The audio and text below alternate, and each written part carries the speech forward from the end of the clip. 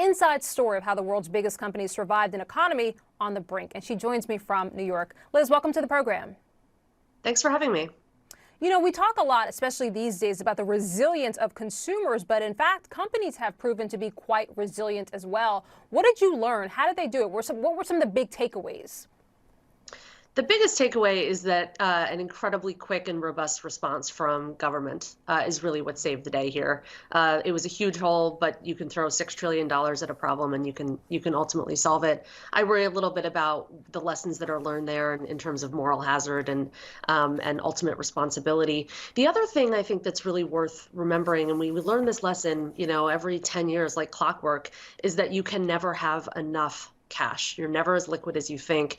And we saw companies really move very quickly to raise money, and the ones that did, ultimately survived. Yeah, talk about how quick the government responded here and perhaps some lessons that we learned or the government learned from previous crises and how that really helped here and really made a difference. The government did in about 6 or 8 weeks here what it took them 9 months to do in 2008, and what they never did in 1929, 1987, previous crashes, which is they got money out the door quickly. And certainly we can argue about whether it went to the right places all the time. And I think pretty clearly, given the world we're in now and the level of inflation we're seeing, the spigot was open too wide for too long. But there's always a trade-off between getting money out the door and making sure that it's going exactly to the people who need it. And I think ultimately the government erred in the right direction here, just trillions and trillions of dollars backstopping these giant companies, backstopping financial markets, going into the pockets of everyday citizens.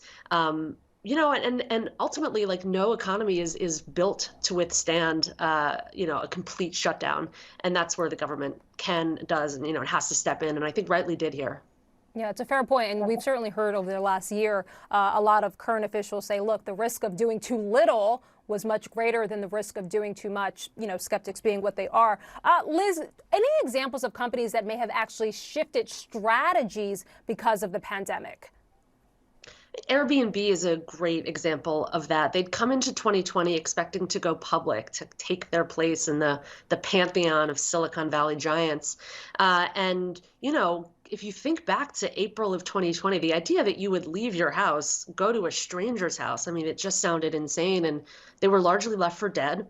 They raised money in a very humbling way. They had to cut their valuation by billions of dollars, and then did something quite smart. You might say they got a little lucky, but they realized that people actually did want to travel. They didn't want to go to a hotel in Las Vegas for a weekend, but they wanted to go to Santa Fe for a month, or to the Adirondacks for a month. And they pivoted really quickly to these long-term stays, rode that wave, and ultimately did go public in 2020 at a $100 billion valuation. I think a huge pandemic success story, not without pain. It's an incredibly humbling experience for them. They did layoffs, but I think the lesson there is do them quickly, cut a little deeper than you think, and move on. And I think Brian Chesky deserves a lot of credit. It's a fair point. It was really interesting to see how they pivoted. Airbnb is an interesting example because it is still relatively a newer company, still a younger company. What about the more traditional players? I think about a name like Ford, for example. How did the more traditional players who maybe weren't able to be as agile, and correct me if I'm wrong, how did they respond to the pandemic? I actually think the airlines are a good example there. This is an industry that is just constantly stumbling from one screw up to another. It's just fundamentally a boom and bust industry. They're in the business of flying very expensive hunks of metal around.